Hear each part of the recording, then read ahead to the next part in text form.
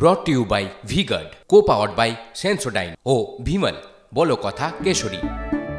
Associate sponsor UltraTech cement. রাজ্যের ৩ জায়গায় ED অভিযান, বেলঘড়িয়া, হাওড়ার বাঁধাঘাট এবং লিলুয়ায় তল্লাশি চালাচ্ছে কেন্দ্রীয় এজেন্সি।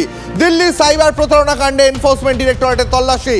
খবর সূত্রের, বেলঘড়িয়া দেশপ্রিয় নগরে ব্যবসায়ী রমেশ প্রসাদের বাড়িতে অভিযান।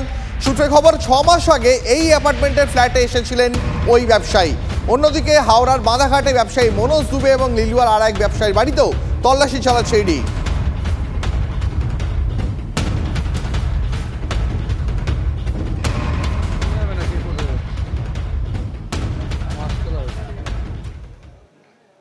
দিল্লির একটি সাইবার প্রতারণা মামলায় আজ সকাল 6টায় ইডির তদন্তকারী আধিকারিকেরা তারা পৌঁছে যান বেলঘড়িয়ার দেশপ্রিয় নগরে।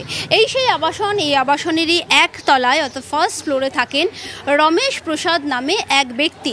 এই ব্যক্তি, তার সম্বন্ধে ইডি সূত্র থেকে আমরা যেটা জানতে পাচ্ছি, সাইবার প্রতারণা মামলায় তার বাড়িতে কিন্তু তল্লাশি অভিযান চালানো হচ্ছে। ইডির তদন্তকারী আধিকারিকরা তারা ভেতরে রয়েছেন, সেখানে তারা কিন্তু এই রমেশ প্রসাদের সাথে কথা বলছেন এবং তার যে ব্যাংকের কাগজপত্র আছে, অর্থাৎ ব্যাংকের যে লেনদেনের যে কাগজপত্র, সেই কাগজপত্রগুলো তারা খতিয়ে দেখছেন এবং তাকে বিভিন্ন বিষয়ে জিজ্ঞাসাবাদ করছেন। যেটা আমরা জানতে পেরেছি ইডি সূত্র থেকে, এই রমেশ প্রসাদ সে এক সময়ে কোনো সফটওয়্যার কোম্পানিতে কর্মরত ছিলেন এবং এখন তিনি অন্য কোনো ব্যবসার সাথে যুক্ত রয়েছেন, সেরকমই আমরা জানতে পারছি।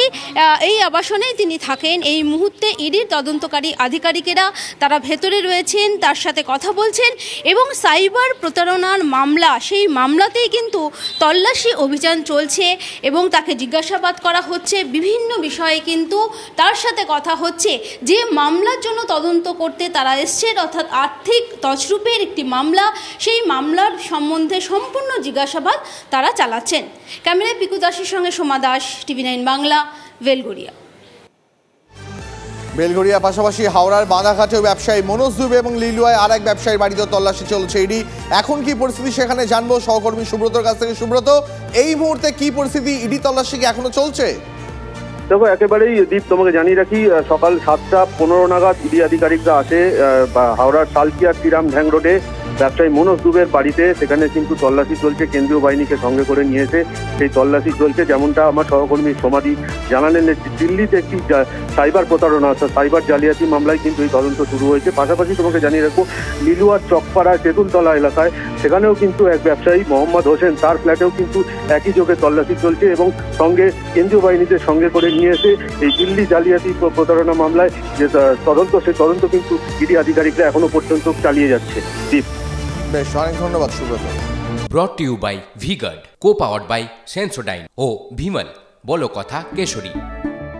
Associate sponsor UltraTech cement.